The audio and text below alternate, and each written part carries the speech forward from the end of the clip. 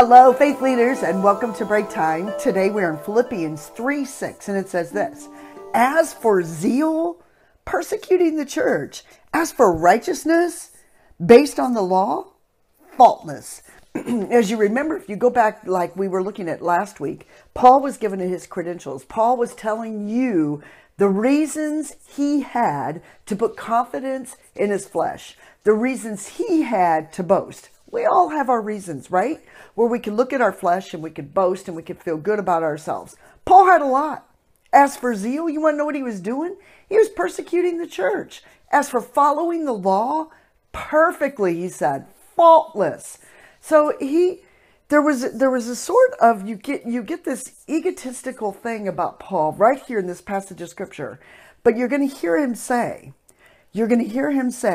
but I consider it all rubbish compared to one thing. We're going to talk about this tomorrow. But you know something that's so appealing to me, that draws me in, that Paul is seeking us, telling us, speaking to us, begging to us, don't put confidence in your flesh. When you put confidence in your flesh and your own achievements, you're missing the greater expectation of one thing, and it's loving Jesus.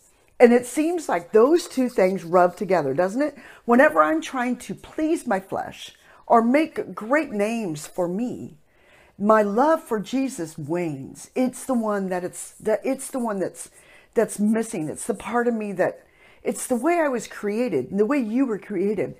Our first and foremost priority was to love the Lord. It was to connect. It was to be one with Him. Not to try to figure this thing out of how we can be significant and self-important here, but how we can connect and be one with Jesus.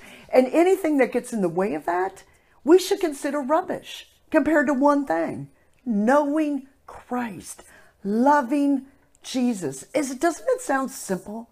Loving Jesus. I sit here and give you this simple theological statement. There's nothing greater that you can do than to love Jesus. Love Him. And so as you're sitting wherever you're at today, in the midst of your work, in the midst of wherever you're at, is the center goal of all that you do, to love Jesus? Is it the motivating factor of why you do what you do? Why I do what I do? I have to question myself on this too. Why?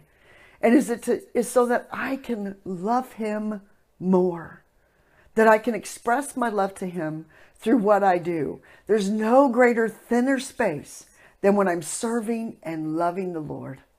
You, my friend, have a blessed day loving Jesus.